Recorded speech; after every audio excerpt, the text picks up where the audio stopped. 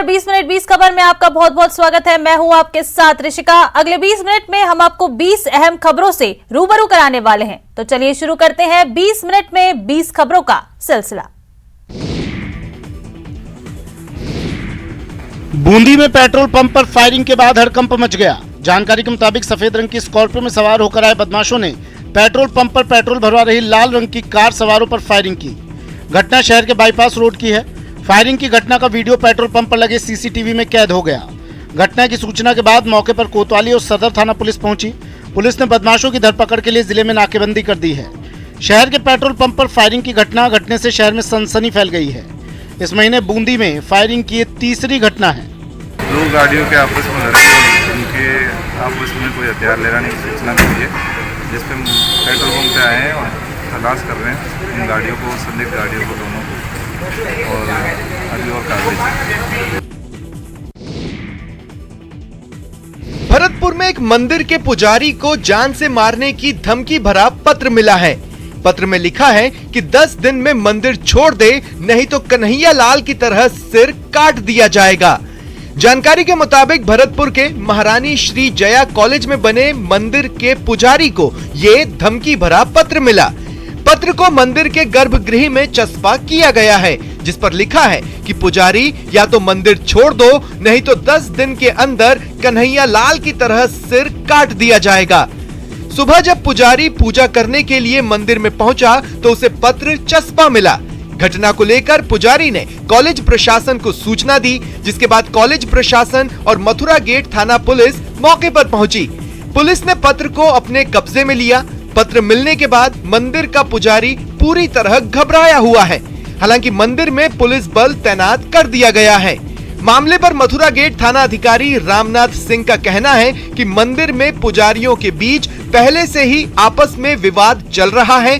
दो पुजारियों के आपसी विवाद में शरारती लोगों ने इस घटना को अंजाम दिया है, लेकिन फिर भी पूरे मामले की अलग अलग पहलुओं से जांच की जा रही है। राजस्थान में मानसून जोर पकड़ चुका है। कई जिलों में भारी बारिश के कारण लोगों की परेशानियां बढ़ती जा रही हैं। इधर जोधपुर में सावन के पहले ही दिन बादल जमकर गरजे और बरसे। इस दौरान चौपासनी हाउसिंग बोर्ड में एक बड़ा हादसा होते होते टल गया। दरअसल बारिश के दौरान कई इलाकों में तेज आंधी चली। इस आंधी में चौपासनी इलाके का अपना पार्क में एक बड़ा पेड़ गिर गया। पेड़ गिरने से कई गाड़ियां चकनाचूर हो गईं। आम दिनों में पार्क में काफी लोगों की आवाजाही रहती है, लेकिन बारिश तेज होने के कारण उस समय पार्क में कोई नहीं था, जिससे बड़ा हादसा टल गया। भयंकर तूफान के साथ बारिश हुई, जिसमें बहुत बड़ा लगभग 60 फुट लंबा पेड़ और 2 पेड़ एक साथ गिर गए, जिसकी वजह से गाड़ी अभी दब गई, जनहानि भी हो सकती थी। इसके लिए पहले पार्क की दीवार भी टूटी हुई है, उसके लिए भी हम पार्षद को कंप्लेन कर चुके हैं और आगे पता नहीं कब कार्रवाई होगी। अभी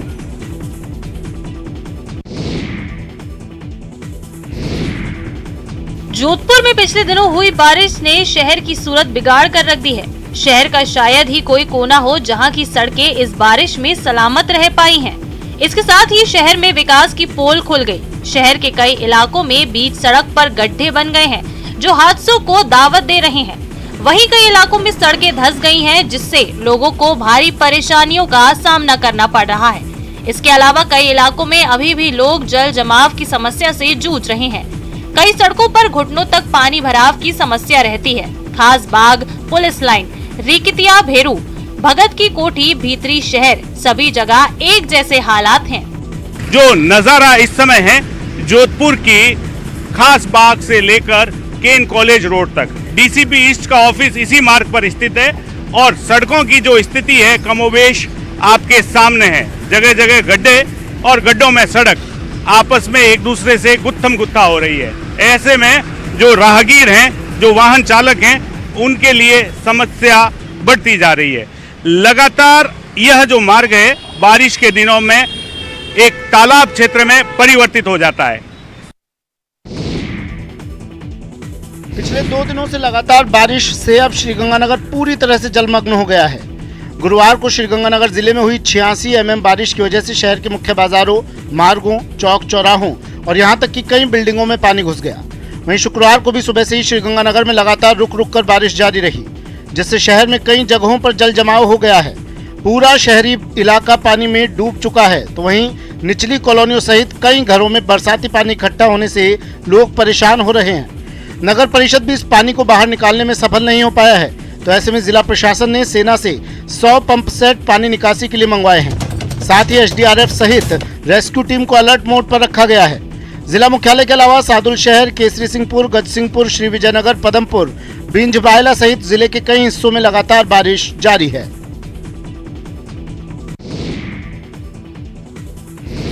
भारी बारिश और बाढ़ ने कई राज्यों में तबाही मचा रखी है। खासकर गुजरात और महाराष्ट्र के कई इलाके बाढ़ के हालात से जूझ रहे हैं। महाराष्ट्र के ग्रामीण इलाकों के अलावा कई शहरों में भी बारिश का पानी भर गया है, जिससे लोगों को भारी परेशानियों का सामना करना पड़ रहा है। महाराष्ट्र के चंद्रपुर में बाढ़ जैसे हालात हैं। पूरे शहर में बाढ़ का पानी भरा हुआ है। वहीं पानी से घिरे लोगों को सुरक्षित स्थानों पर पहुंचाने के लिए राहत बचाव का काम भी तेजी से चल रहा है। Chandrapur district disaster management authority के मुताबिक चंद्रपुर का 60 से 70% इलाका बाढ़ से प्रभावित है। शहर में बाढ़ से घिरे 1000 लोगों को सुरक्षित स्थानों पर पहुंचाया गया है। बता दें कि पिछले 3-4 दिनों से लगातार मूसलाधार बारिश के कारण ऐसे हालात बन गए।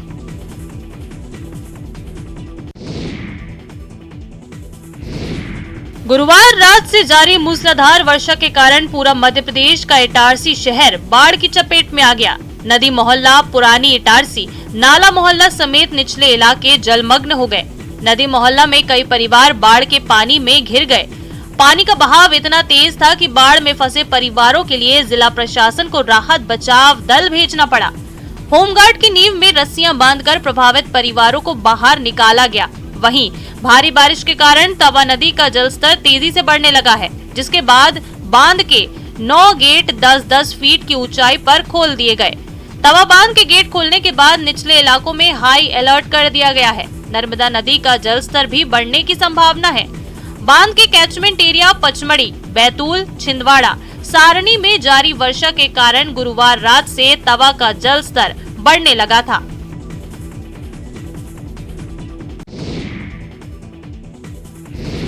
गुजरात में भारी बारिश ने लोगों का जीना मुहाल कर दिया है। राज्य के कई हिस्सों में बारिश के कारण बाढ़ जैसे हालात हैं। कई शहरों में भी पानी भरा हुआ है और लोग अपने घरों में कैद होकर रह गए हैं। नवसारी में भारी बारिश के कारण हजारों लोग बाढ़ में गिर गए हैं। कई नदियों में उफान से अधिकांश हिस्से जलमग्न हो गए हैं। इस बीच बाढ़ में फंसे लोगों को निकालने के लिए एनडीआरएफ की टीम लगातार जुटी हुई है। जिले के बिलीमोरा में एनडीआरएफ की टीम लगातार राहत बचाव के काम में जुटी है। लोगों को रेस्क्यू कर बोट से सुरक्षित जगहों पर ले जाया जा रहा है। एनडीआरएफ के अधिकारियों ने बताया कि यहाँ एनडीआरएफ की 6 टीम है। उन्होंने बताया कि स्थानीय प्रशासन से हमें सूचना मिली थी कि यहाँ करीब 30 से 40 लोग फंसे हुए हैं और हमारी करीब 5 बोट और 2 बोट बटालियन की है। हम लगातार 3-4 दिन से बचाव कार्य में लगे हुए हैं, जिसमें करीब 200 से 250 लोगों को बचाया है। स्थानीय प्रशासन द्वारा हमें इन्फॉर्मेशन मिली थी कि ये भाटा गांव में कुछ 30 से 40 के करीब जो लोग हैं वो फंसे हुए हैं और उनको रेस्क्यू का काम हमने करना था। तो हमारी अभी लगातार 2 बोट हमारी हैं, 2 7 से बटालियन की बोटें हैं, वो 5 बोट तकरीबन हम लोग लेके आए हैं ताकि इनको एक साथ रेस्क्यू किया जा सके।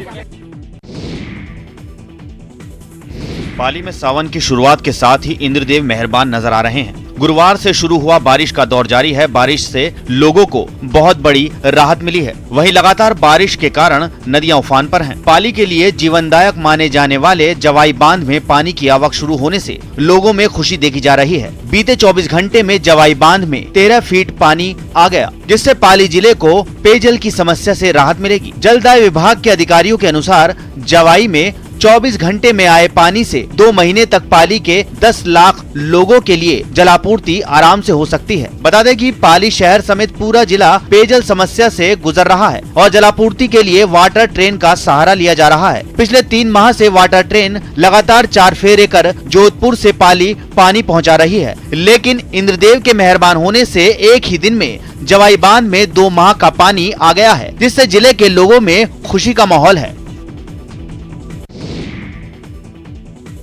वैसे तो पूरा प्रदेश पानी पानी हो रहा है, लेकिन जलदाय विभाग की लापरवाही से 12 के लोगों को पीने के पानी के बूंद बूंद के लिए तरसना पड़ रहा है। प्यासे लोगों ने इसको लेकर जलदाय विभाग के लापरवाह अधिकारियों को जगाने की भी कोशिश की, लेकिन आश्वासन की घुट्टी के अलावा उन्हें कुछ नहीं मिला। शहर के बीटरराज नगर, नीलकंठ कॉलोनी, शिव कॉलोनी और अग्रसेन मोहल्ले में सालों के बाद भी लोग पानी को लेकर खासे परेशान हैं। यहाँ जलदाय विभाग लोगों को भले ही पानी ना मुहैया करा रहा हो, लेकिन पानी के बिल हर महीने समय पर पहुँच रहा है। करीब 500 परिवारों के 2500 मतदाता वाले इन कॉलोनियों में लोग आज भी पानी के लिए तरसते नजर आते हैं। यहाँ कुछ समय पहले तक तो 20 मिनट से लेकर आधे घंटे तक पानी भी आता था, लेकिन अब कई महीनों से नल पानी की जगह हवा फेंक रहे हैं। हालत ये है कि महिलाओं को पीने तक के पानी के लिए यहाँ से आधा किलोमीटर दूर लीकेज हो रही पाइपलाइन से पानी भरने जाना पड़ता है। कोटा में स्वास्थ्य विभाग की लापरवाही लोगों की सेहत पर भारी पड़ सकती है। देखिए ये कचरा, ये कोई ऐसा वैसा कचरा नहीं है, बल्कि मेडिकल बायो वेस्ट है, जिसके कारण इलाके में कई बीमारियां फैल सकती हैं। तस्वीरें सुल्तानपुर के सामुदायिक स्वास्थ्य केंद्र की हैं, जहां बाहर कचरे के ढेर में मेडिकल बायो वेस्ट फेंका जा रहा है, जबकि हॉस्पिटल की मोर्चरी के पास बायो वेस्ट डालने की जगह बनी हुई है। लेकिन हॉस्पिटल प्रशासन बायो वेस्ट के निस्तारण के निर्धारित प्रोटोकॉल का पालन नहीं कर रहा है। ऐसे में मौसमी बीमारियों के सीजन में ये लापरवाही संक्रमण बढ़ा सकती है। दरअसल सुल्तानपुर सामुदायिक स्वास्थ्य केंद्र के बाहर नगर पालिका ने सार्वजनिक स्थान पर डस्टबिन बना रखा है, जो हॉस्पिटल की बाउंड्री के बाहर है। इस डस्टबिन में यूज की गई सिरिंज, इंजेक्शन की कांच की शीशियां, खाली बोतल, रुई, काली और पीले रंग की पॉलिथीन समेत कई बायोवेस्ट डाले जा रहे हैं। डस्टबिन के मेन सड़क पर होने के कारण यहाँ कचरे के ढेर के पास सुअर, गाय समेत कई जानवरों का जमावड़ा लगा रहता है। सरकार गांव ढाणी तक स्वास्थ्य सुविधाएं पहुंचाने के लिए ग्रामीण क्षेत्रों में प्राथमिक स्वास्थ्य केंद्र और सामुदायिक स्वास्थ्य केंद्र चला रही है, ताकि ग्रामीणों को शहर तक न आना पड़े। लेकिन राजसमंद जिले के श्रीमती मांगीबाई लच्छीराम कोठारी राज्य के प्राथमिक स्वास्थ्य केंद्र गजपुर के हालात इतने बुरे हैं कि यहाँ सेहत सुधरनी तो दूर, लोगों की सेहत खराब होने की आशंका और बढ़ जाती है। प्राथमिक स्वास्थ्य केंद्र की छत से टपकता बारिश का पानी और प्रसूति वार्ड में इलाज करवा रही गर्भवती महिलाएं। ये शर्मनाक तस्वीर राजसमंद जिले के श्रीमती मांगीबाई लच्छीराम कोठारी प्राथमिक स्वास्थ्य केंद्र गजपुर की है। सरकार ने इस आदिवासी अंचल के चिकित्सा सेवाओं को मजबूती देने के लिए इस प्राथमिक स्वास्थ्य केंद्र को पीपीपी मोड पर दे रखा है, लेकिन यहाँ की हालत सरकार के चिकित्सा देने के दावों की पोल खोलने के लिए काफी है। अस्पताल भवन काफी पुराना होने के कारण जर्जर हो चुका है। इस कारण अस्पताल में बारिश का पानी टपक रहा है। इस कारण पानी से फर्श तर हो चुका है। प्रशासनिक तंत्र की लापरवाही के कारण प्राथमिक स्वास्थ्य केंद्र का न तो समय समय पर रंग रोगन होता है, न ही मरम्मत। अस्पताल में पानी टपकने से इलाज के लिए आने वाले लोगों को इधर उधर होना पड़ता है। वहीं फर्श पर भी पानी भरा रहने से मच्छरों का प्रकोप भी बढ़ रहा है।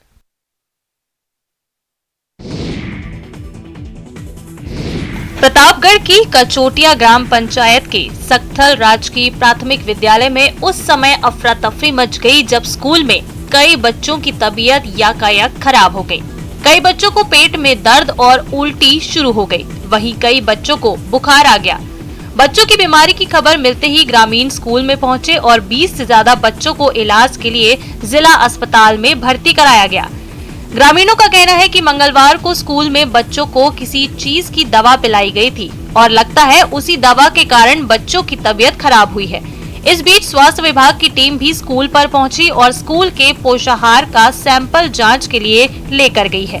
जिला अस्पताल के शिशु रोग विशेषज्ञ धीरज सेन ने बताया कि 3 से 4 बच्चों की हालत नाजुक होने पर उन्हें ऑब्जर्वेशन में रखा गया है। 30-40 बच्चे लेके आए हैं, ग्रामवासी साथ में आए हैं और वो ऐसा बता रहे हैं कि मंगलवार को बच्चों को स्कूल में दवाई पिलाई गई थी, उसके बाद से बच्चों को पेट दर्द, उल्टी और बुखार हो रहा है। शुक्रवार से प्रशासन शहरों के संग अभियान के तीसरे फेज की शुरुआत हो गई है। जैसलमेर में वार्ड नंबर 43 बबर मगरा से अभियान का आगाज हुआ है, लेकिन अभियान के दौरान अव्यवस्था देख सूबे के कैबिनेट मंत्री सालेह मोहम्मद खासे नाराज नजर आए और अधिकारियों को कड़ी फटकार लगाई। अपने संबोधन में उन्होंने जनता से भी अपील की और कहा कि अगर नगर परिषद का कोई व्यक्ति आपका काम नहीं करता या रिश्वत मांग रहा हो तो आप सीधे कलेक्टर के पास जाएं। कार्यक्रम में बड़ी संख्या में लोग शामिल हुए। इस मौके पर मंत्री सालेह मोहम्मद ने कई लोगों को आवासीय पट्टे बांटे। सालेह मोहम्मद ने कहा कि मुख्यमंत्री श्री अशोक गहलोत की मंशा है कि प्रशासन शहरों के संग अभियान में आम लोगों को आवासीय भूमि के पट्टे देने के कार्य को समय पर पूरा किया जाना चाहिए। उन्होंने कहा कि कुछ अधिकारियों की वजह से सरकार की बदनामी हो रही है और ये बिल्कुल भी बर्दाश्त नहीं किया जाएगा। कार्यक्रम में जिला कलेक्टर टीना डाबी, सभापति हरिवल्लभ कल्ला और आयुक्त शशिकांत शर्मा भी उपस्थित रहे।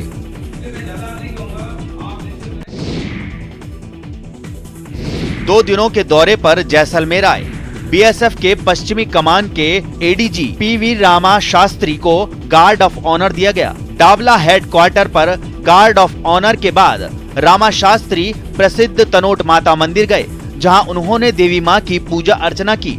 उसके बाद उन्होंने तनोट विजय स्तंभ पर शहीदों को श्रद्धांजलि दी। इसके साथ ही उन्होंने भारत पाक सीमा चौकियों का दौरा किया। रामा शास्त्री ने सरहद की निगरानी में मुस्तैद जवानों से मुलाकात की और उनकी हौसला अफजाई की। इस दौरान उन्होंने सीमा शक्ति दर्शन प्रोजेक्ट का जायजा भी लिया। रामा शास्त्री ने टूरिज्म और रिट्रीट सेरेमनी को लेकर सुरक्षा मापदंडों पर भी बातचीत की। उन्होंने बताया कि सरहद पार से ड्रोन की घटनाओं को देखते हुए बीएसएफ ने एंटी ड्रोन सिस्टम तैयार किया है, जिसका ट्रायल फिलहाल जम्मू और पंजाब में कर रहे हैं। बहुत जल्द राजस्थान की सीमा पर एंटी ड्रोन सिस्टम लगाया जाएगा ताकि तस्करी आदि घटनाओं पर भी रोकथाम लगाई जा सके।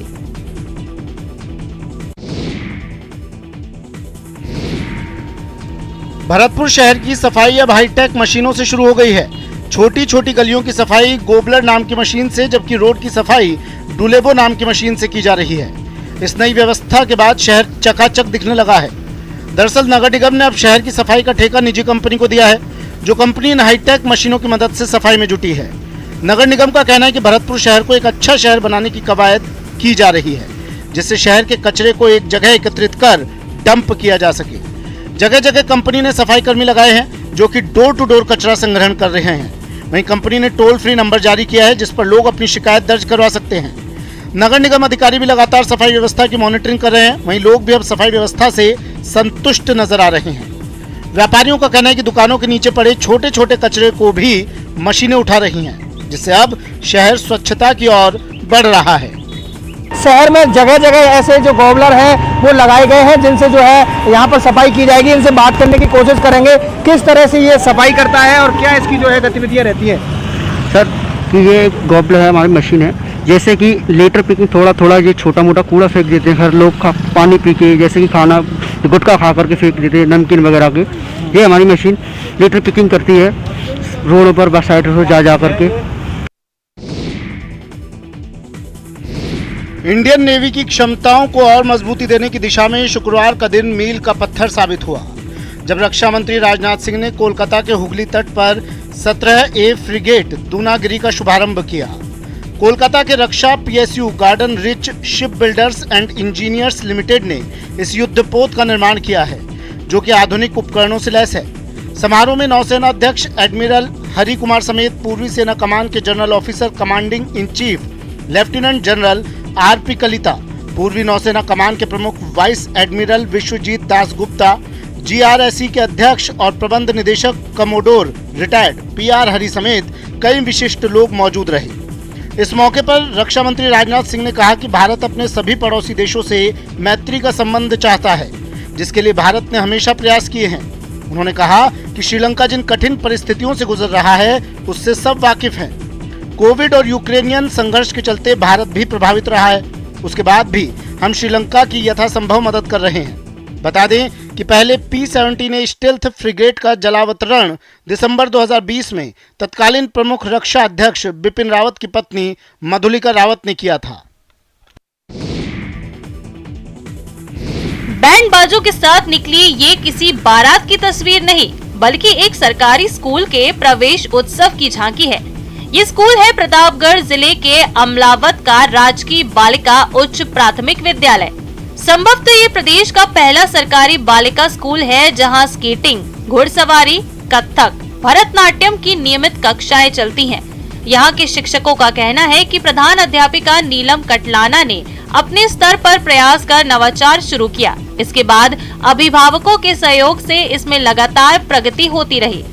शिक्षकों का कहना है कि बच्चे खेल खेल में सीख सकें, इसके लिए बच्चों को खिलौने बैंक के माध्यम से भी पढ़ाया जाता है। विद्यालय में शुरू किए गए नवाचार यहाँ की छात्राओं को भी खासे पसंद आते हैं। विद्यालय में पढ़ने वाली बालिकाएं यहाँ शिक्षा के साथ यहाँ चलने वाली सह शैक्षिक गतिविधियों को लेकर भी खासी उत्साहित हैं। यहाँ छात्राएं घुड़सवारी, स्केटिंग, हुला हूप के साथ ही आत्मरक्षा के गुर भी सीख रही हैं। वैसे तो सरकारी स्कूल का नाम आते ही बदहाल तस्वीर उभरती है, लेकिन प्रतापगढ़ जिले के इस स्कूल ने लोगों की सोच बदल दी है। यही कारण है कि पिछले 2 साल में यहाँ छात्राओं की संख्या दुगनी हो चुकी है।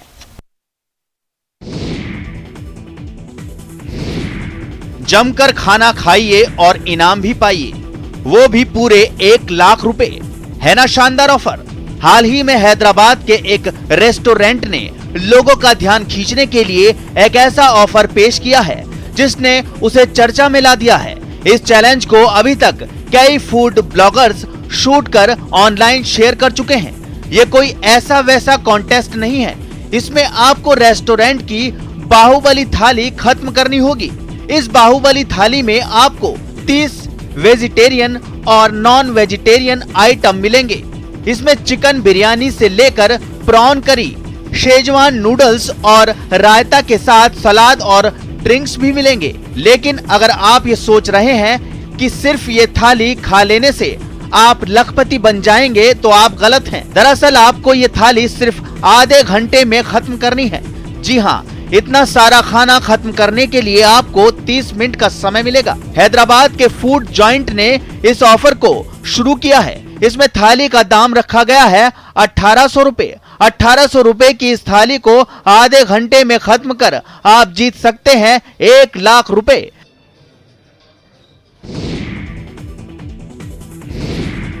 जम्मू कश्मीर के किश्तवाड़ में 100 फीट ऊंचे राष्ट्रीय ध्वज फहराया गया। 2 दिनों के किश्तवाड़ सांस्कृतिक समारोह को खास बनाने के लिए कुलीद चौक पर लगे इस ध्वज का अनावरण किया गया। मेजर जनरल अजय कुमार ने 100 फीट ऊंचे राष्ट्रीय ध्वज का अनावरण किया। 2 दिनों तक चले समारोह में भव्य सांस्कृतिक कार्यक्रमों का आयोजन किया गया। बता दें कि हाई मास्ट ध्वज की स्थापना 40 दिनों के रिकॉर्ड समय में पूरी हुई और ये जम्मू क्षेत्र में अपनी तरह का एक अनूठा आयोजन है। इस अवसर पर सभी समुदाय के धर्मगुरुओं ने नए शहीद स्मारक का अनावरण किया। शहीद स्मारक का निर्माण किश्तवाड़ के उन सभी वीर शहीदों के सम्मान में किया गया है जिन्होंने आतंकवाद से लड़ते हुए अपने प्राणों की आहुति दे दी।